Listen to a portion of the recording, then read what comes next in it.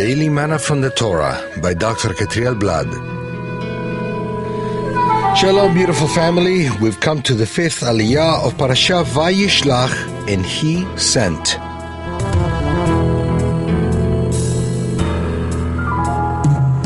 Today's reading takes place in Genesis 34, verse 1 to verse 11, the Ashkenaz version, or verse 13, the Sephardic. Today's reading takes place in chapter 34, verse 7. The sons of Jacob had come in from the field as soon as they heard of it, and the men were indignant and very angry, because he had done an outrageous thing in Israel by lying with Jacob's daughter. For such a thing must not be done. What shouldn't be done in Israel? Dinah, Jacob's daughter, went out of her high moral world to flirt with low moral mundane things. She went to visit the daughters of the land. Her heart wasn't firm in her people's teachings, and her behavior opened the door for a young man to take her and lay with her, to then humiliate her.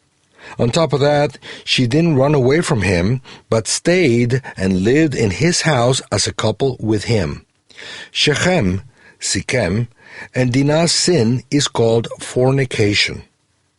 The Eternal forbids sexual relations outside the covenant of marriage. His rule is not only for Israel, but for all the descendants of Noach, because it's written that a man shall leave his father and his mother and hold fast to his wife, and they shall become one flesh. Genesis 2, verse 24. If a man doesn't announce that he is leaving his father and mother in a public event, he cannot be one flesh with that woman.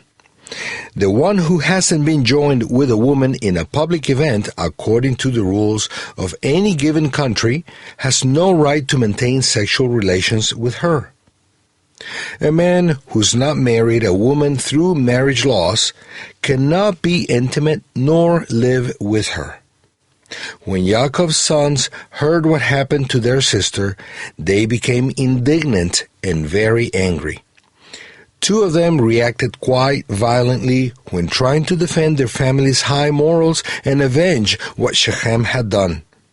Even though what these two brothers did wasn't correct at all, they were right in their minds regarding protecting a high moral standard, not only to obey the Eternal and sanctify His name, but also to protect their people from this kind of sin that always takes civilizations to destruction. They believed that having sexual contact with someone without a legal marriage was an act of infamy that should not take place in Israel. Besides, the people of Israel had a calling to be sanctified, and uncircumcised peoples should not mix with the seed of Abraham. When Jacob rebuked Shimon and Levi for what they had done, they replied that Shechem should not have treated their sister like a prostitute. Chapter 34, verse 31. Their motivation was correct, but not their taking justice in their own hands and taking revenge on a whole people for what a man had done, besides being provoked by their sister Dinah. Further on, Shimon and Levi's anger was cursed by their father. Chapter 49, verse 7, and the result of this murder was that both tribes were scattered among the others when dividing the land.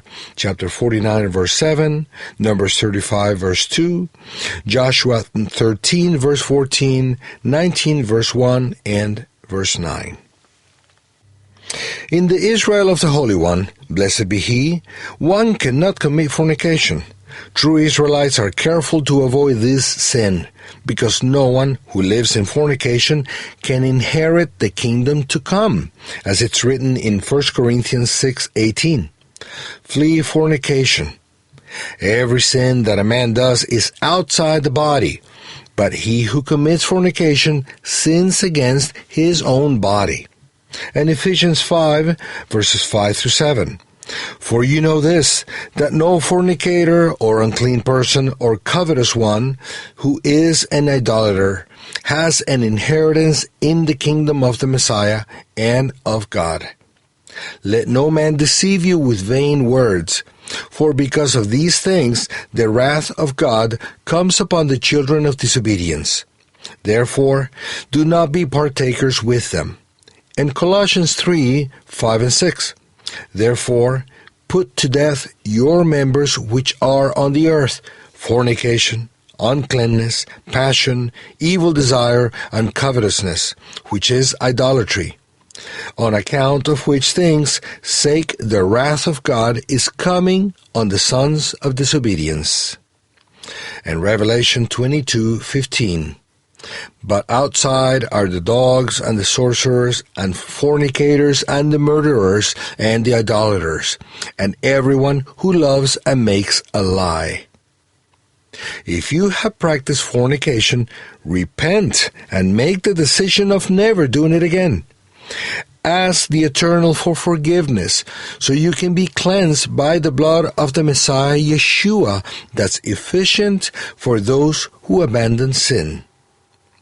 May the Eternal grant us strength to live in victory over sexual sin every day. Shalom.